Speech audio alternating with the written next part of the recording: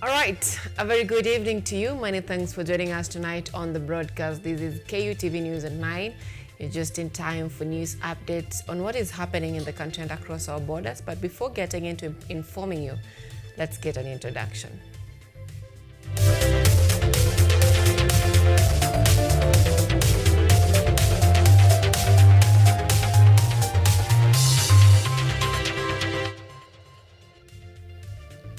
This is KUTV Primetime News with Anyango, Sylvia.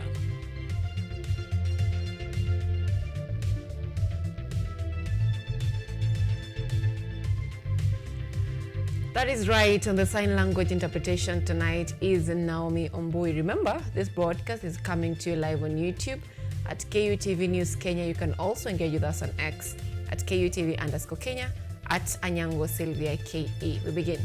Now, prominent activist Boniface Mwangi appeared today at Kahawa Law Courts facing charges of facilitation of terrorist acts and unlawful possession of ammunition. Boniface was, however, released on a bond of 1 million Kenyan shillings, which was filed by his lawyers, and his charges dropped. The case is expected to be heard on on the 9th of August. Listen in. Activist Boniface Mwangi has been arraigned in Kahawa Law Courts today, where he was released on a bond of 1 million as filed by his lawyers. Before the case hearing, a crowd gathered outside the court wanting the case to be transferred to Milimani courts, arguing that the charges don't constitute terrorism. Songs of solidarity filled the courtroom, with supporters of Boniface singing songs aimed at calling out the government for intimidating activists.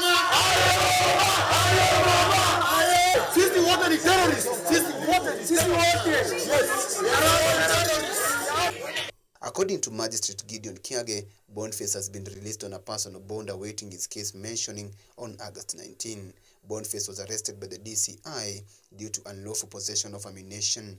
During searches at his Lukenya home and Megeuzi Hub office, detective confiscated 2 mobile phones, a laptop, notebooks, unused tear gas canisters, a 7.62mm blank round, and 9 external hard drive. Police claim the items were meant to stir unrest in the country. Boniface Mwangi denied the allegation, stating that he is not a terrorist. This marks another instance of state action against the activist who was deported from Tanzania in May and alleged torture, a case he is pursuing at the East African Court of Justice. Earlier in July 2024, he faced and overcame charges related to unlawful assembly. Mwangi arraignment today signals intensified government scrutiny of vocal leaders aimed at growing tension post Ojwang deaths. Edward Nyamo, KUTV, Nairobi. Allow us to keep on the same note as Kenyans ask themselves questions on whether the terrorism charges brought against some of those arrested following recent demonstrations in the country are justified or trumped up. Our very own Blue Smile Hassan explores the history of the anti-terrorism law, how it was first introduced to Parliament in 2002, its definition and its enactment into law in 2012, and amendment in 2023.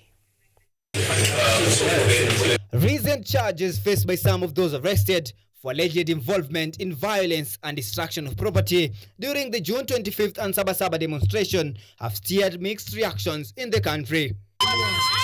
The controversial terrorism charges have made some of the accused to shed tears outside the Kahawa courts after failing to meet the bail. Many ask, how is it possible that those charged with offenses related to demonstrations have been accused of terrorism? The anti-terrorism law first came to Parliament in 2002 and back in 2006, during which it was known as the Suppression of Terrorism Bill. This law was strongly opposed by Islamic religious groups and human rights organizations. I'll give Honorable Kaluma first. The law returned to Parliament in 2012. This time, as the Prevention of Terrorism Act, it was passed by Parliament and enacted on October 24, 2012. This law defines terrorism as acts of violence, threats, and actions that endanger lives, endanger public safety, damage property, the use of weapons, or disrupt essential services. The law targets those who commit acts of terrorism, those who register terrorist groups, those harboring terrorists, and provide financial support. The law was amended in 2023 with amendments expounding the definition of terrorism, adding that acts intended to threaten the public, coax the government, or disrupt political, economic, or social structures are acts of terrorism. The Honorable Hamed Abdi. The amendments also granted the government authority to freeze assets of individuals or organizations involved in acts of terrorism, strengthen the system to combat terrorism financing by aligning the law with international standards, among other changes. Despite all this, the question arising in 2025, which has witnessed people being charged with terrorism, is: are these truly terrorism offenses, or are they trumped-up charges aimed at suppressing the opposition?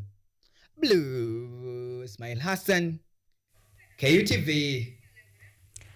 Now, Kilifi County Assembly has a new speaker. In a special sitting held on Monday morning, 41 ward representatives voted to elect Catherine Kenga as the new Speaker of the Assembly. Her election marks a significant milestone for women in leadership roles in the country.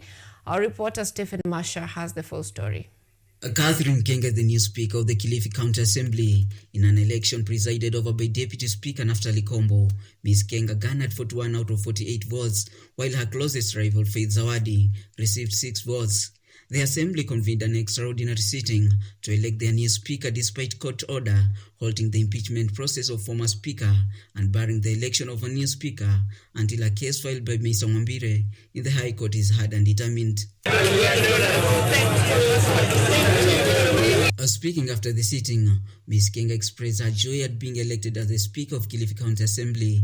She thanked the members of County Assembly for electing a woman to the Speaker's position, saying it was a significant step towards gender equality in leadership. Even the male members found it fit to elect a lady as a Speaker.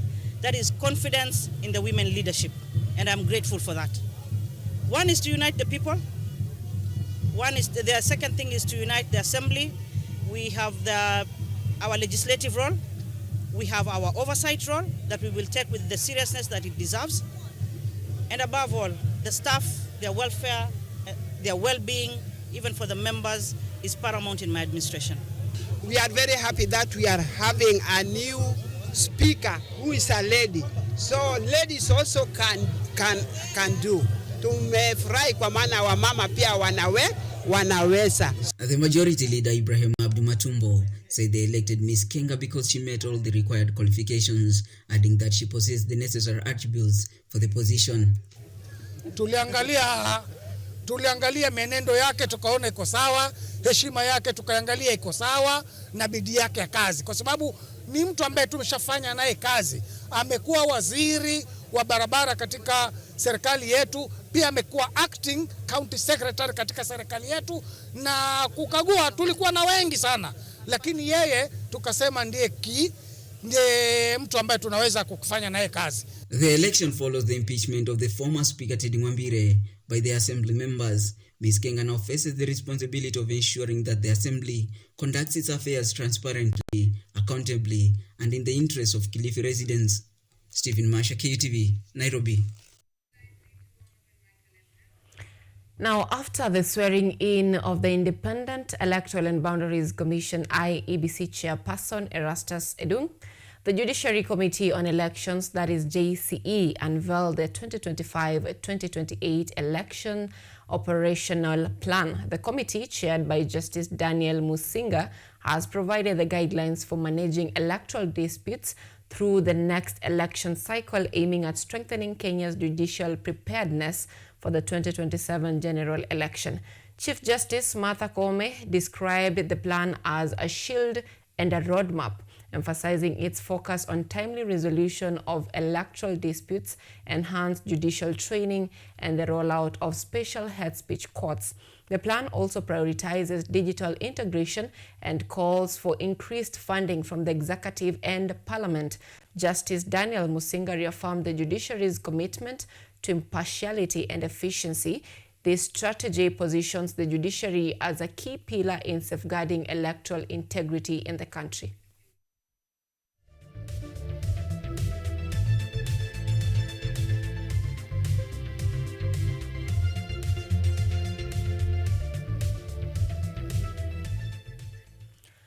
The Cabinet Secretary for National Treasury and Economic Planning, John Mbadi, has urged Kenyans to acknowledge the government's efforts instead of constant criticism. Speaking in Suna West, Migori County, Mbadi emphasized that despite negative voices, the government has delivered key milestones. He cited full disbursement of 415 billion Kenyan shillings to counties and complete NG-CDF allocations as proof of commitment to devolution and national development.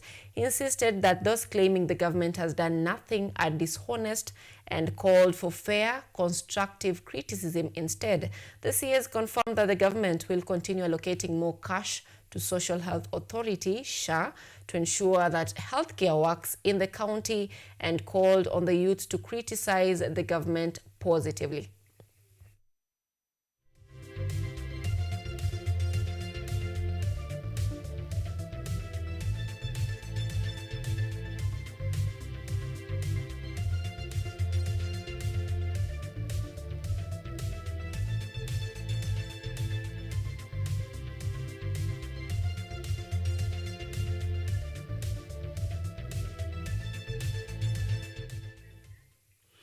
Now, the Prime Cabinet Secretary Musalia Mudavadi hosted Sierra Leone's High Commissioner to Kenya, Peter Kokobu Lavahwen, in a meeting geared towards strengthening Kenya and Sierra Leone diplomatic and economic ties. The discussions highlighted the long-standing friendship between the two nations and explored key areas of cooperation under the African Continental Free Trade Area, especially in agriculture, trade, and tourism. Kenya also congratulated Sierra Leone on its election to the United Nations Security Council for the 2024-2025 term, praising President Julius Maada Bio for his leadership in championing Africa's voice globally.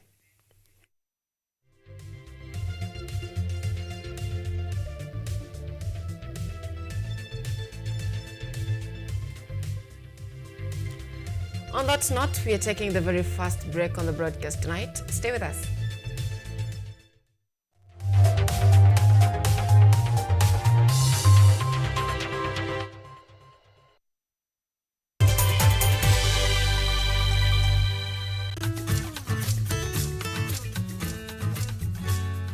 Hi, my name is Stella Tioi. Jina langu naitwa Okemwa Mokwa James. This is Mandela Gaya. Ugonjwa ulipokuja ulichukua siku 3 ukaniweka in coma. 20 wamezikwa, 2 ndio wako hai. I don't even know how it feels to see. I feel like I cannot express myself well the way somebody who can walk can actually express themselves. Ilichukua muda mwingi mrefu tena mpana ili kuikubali kwamba mimi siwezi tembea tena. I've come to actually accept myself. Ukijaribu kumsimamisha mtu umwambie tafadhali nionyeshe njia, they find it quite strange talking to you. You should just make schools integrated, inclusive setups, by providing the right facilities.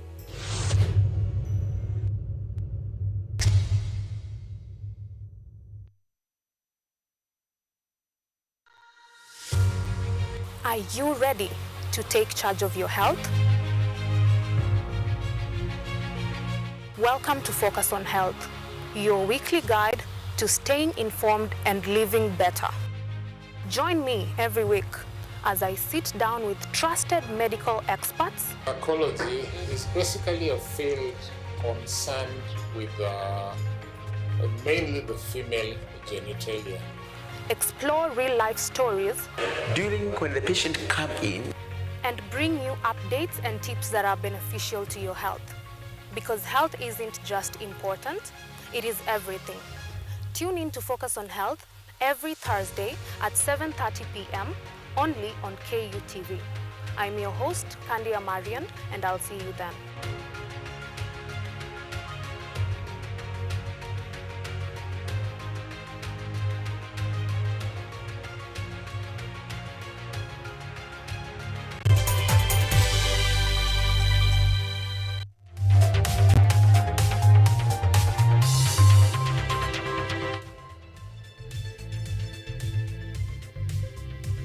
You are watching KUTV Primetime News with Anyango, Sylvia.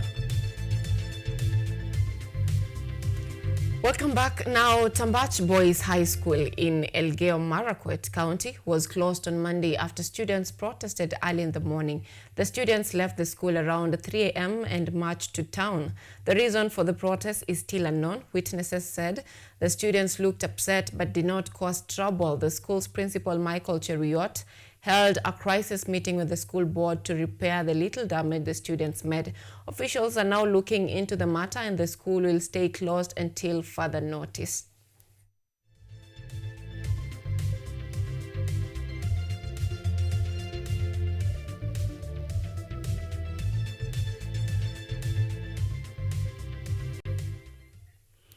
Let's get a little bit of agriculture. Farmers in Migori County have benefited from free seeds and pesticides to boost their productivity during the short August rainy season. This exercise just happened this morning with the county, within the county premises. Take a look. Migori County Executive Committee member for Agriculture Lucas Mosenda said that 5,000 farmers will benefit from the program to improve their agricultural activities. The county has so far utilized 18 million since the start of the January long rains, distributing maize, beans, tomato, millet, sorghum and vegetable seeds to 20,000 farmers across 40 wards. Mosenda said that they will continue to help farmers with farm inputs and equip them with the necessary skills on how to increase their produce. During the short rains, tuliweza kufikia wakulima 15,000 katika kaunti nzima ambao walipata mbegu za mahindi. Wakati huo hatukukuwa na mbegu za maharagwe kwa sababu wakulima wa maharagwe ni wachache. Kwa hivyo this time tunafikia wakulima wengine 5,000. Migori Deputy Governor Joseph Mahiri explained that the leadership of the county aims to transform agriculture into a driving force for economic growth and sustainable livelihoods across Migori, as well as to empower rural communities and build a stronger and resilient future. Kama county government, ni jukumu letu kuwawezesha wakulima wetu ambao wanakaa katika hii county yetu ya Migori, wale ambao hawezi kukuwa na uwezo wa kununua mbegu za kupanda. The seed distribution will also benefit 400 rice farmers from Nyatike sub-county to boost the rice production in the Lower Kuja irrigation scheme. One of the bean seed beneficiary, Catherine Awino, thanked the county government for the assistance, noting that she will be able to produce at least 9 bags from the 2 kilograms of bean seeds given in her 1-acre farm. Shukuru sana kwa kaunti yetu ya Migori, tumeshapata mbegu na tunaahidi kuwa tutapanda kwa wakati na kaunti yetu haitakosa chakula.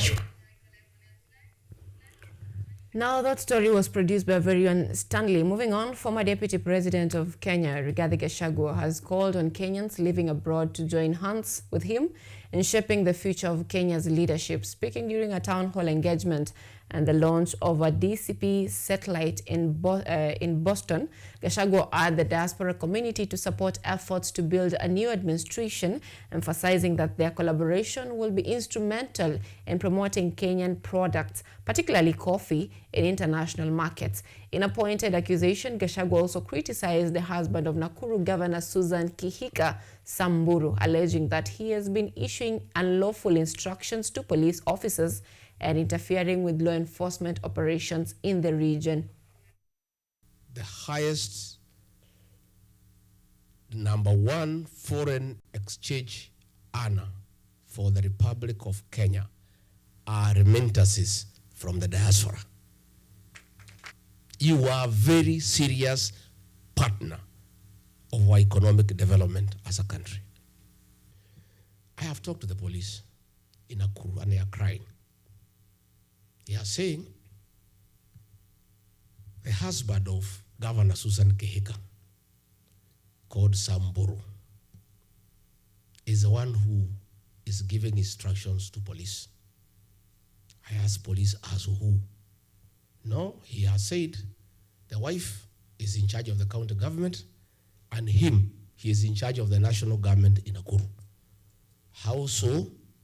He says, tells the police, I am the business partner of William Ruto. Now we are taking it again on the short break. We'll be back with sports.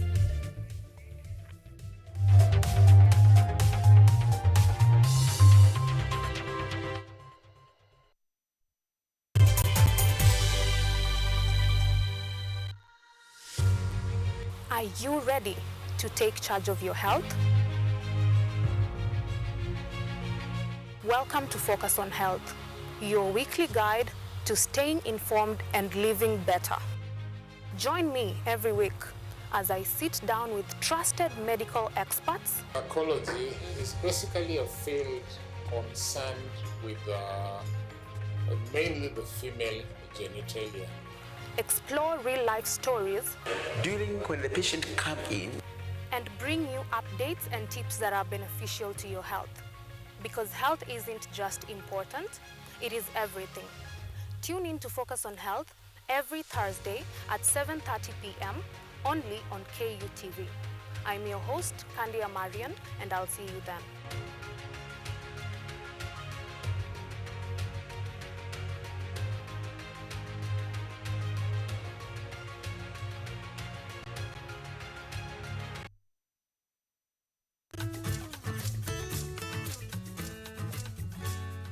Hi, my name is Stella Tioi.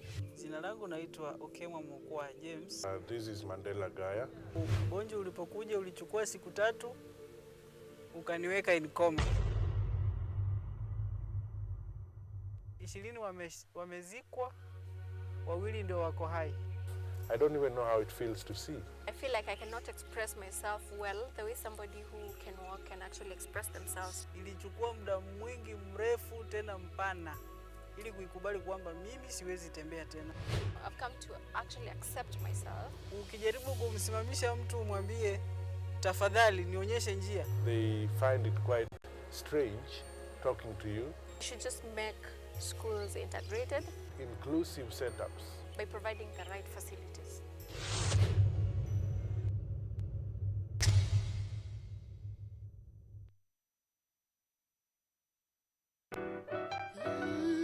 Miti miti, panda panda. Our planet's future is in our hands. However, there is a threat to the brightness of this tomorrow. On EarthCheck, we share the challenges, the solutions, and the hope. I would call this a very momentous day, a very critical day. Every episode, every story, every step we take creates a ripple. Join me, the environmentalist Emmanuel Kutosi, on KUTV every Wednesday at 8 p.m. and be part of EarthCheck. Welcome.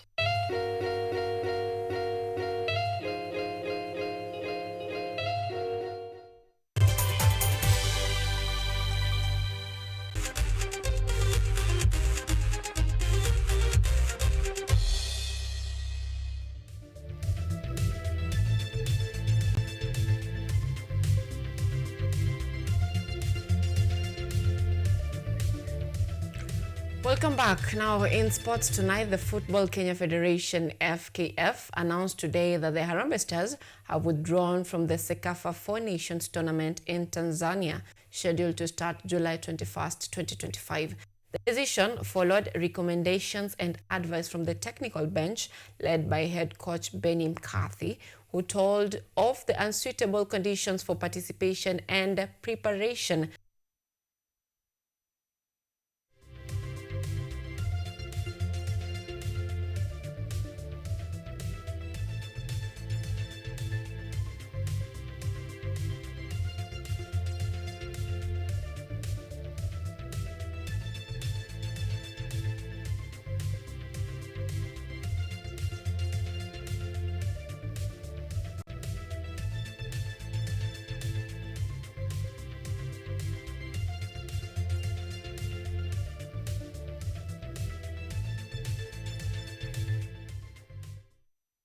Federation of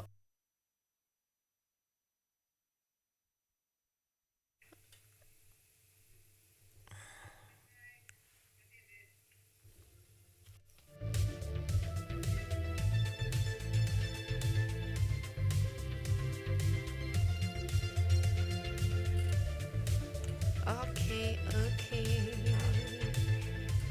The Confederation of African Football CAF referees for the upcoming Total Energies African Nations Championship.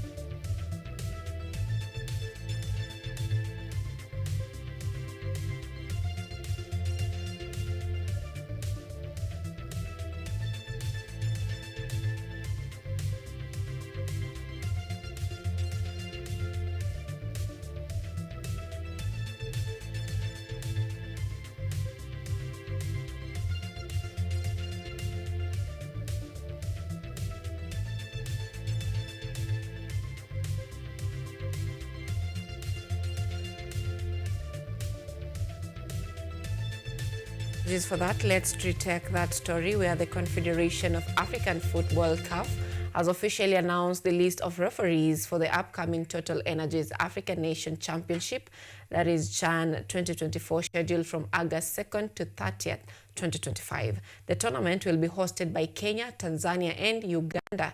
Kenya will be represented by 3 referees: Dickens Mimisa, Samuel Kuria Mwangi, and Stephen Yembe. They join other groups of 26 central referees, 26 assistant referees, 5 referee instructors, and 18 video match officials selected from across the continent. This selection highlights the growing standard of African refereeing talent. Notably, there are no Nigerian referees included in the list. The involvement of Kenyan officials underscores the country's increasing influence and commitment to officiating excellence at major continental tournaments.